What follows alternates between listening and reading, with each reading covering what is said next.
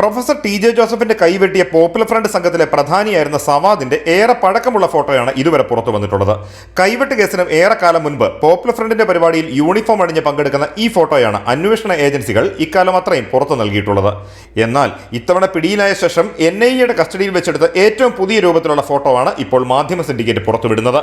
കൈവെട്ട് കേസിൽ പിടിയിലായ മറ്റ് പ്രതികളെല്ലാം വിചാരണയും തടവ് ശിക്ഷയും ഏറ്റുവാങ്ങിയപ്പോൾ ഒളിവിലായിരുന്ന സവാദ് 13 വർഷത്തിന് ശേഷമാണ് അറസ്റ്റിലായത്. അതീവ രഹസ്യ നീക്കങ്ങളിലൂടെ NIA അറസ്റ്റ് ചെയ്ത പ്രതിക്ക് തിരിച്ചറിയൽ പരേഡ് ആവശ്യമായിരുന്നതിനാൽ ഒരിടത്തും മുഖം കാണിച്ചില്ല. മുഖം മറച്ചാണ് കോടതിയിലും ഹാജരാക്കിയത്. അതുകൊണ്ട് തന്നെ പുതിയ ചിത്രങ്ങളൊന്നും ആർക്കും കിട്ടിയില്ല. ജനുവരി 18 പ്രൊഫസർ ടി ജെ ജോസഫിന് മുന്നിൽ പ്രതിയെ എത്തിക്കുകയും അദ്ദേഹം തിരിച്ചറിയുകയും ചെയ്തു. കേസിൽ ഏറ്റവും നിർണായകമായ ഈ നടപടിക്രമം പൂർത്തിയായ സാഹചര്യത്തിലാണ് മാധ്യമ സിൻഡിക്കേറ്റ് ഈ ചിത്രം പ്രസിദ്ധീകരിക്കുന്നത്.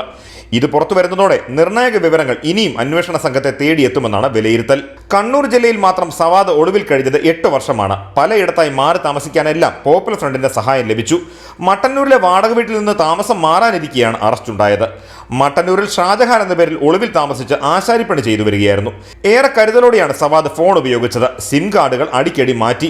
ഒളിവ് ജീവിതത്തിനിടെ ബന്ധുക്കളെയോ സുഹൃത്തുക്കളെയോ കൂട്ടുപ്രതികളെ പോലും ബന്ധപ്പെട്ടില്ല.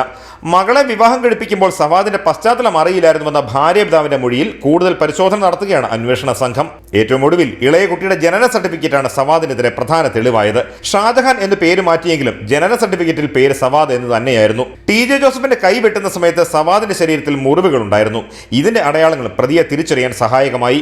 മതനിന്ദ ആരോപിച്ച് 2010 ജൂലൈ 4 തൊടുപുഴ ന്യൂമാൻ കോളേജ് അധ്യാപകനായിരുന്ന പ്രൊഫസർ ടി ജെ ജോസഫിന്റെ കൈപ്പത്തി വെട്ടിമാറ്റിയത്.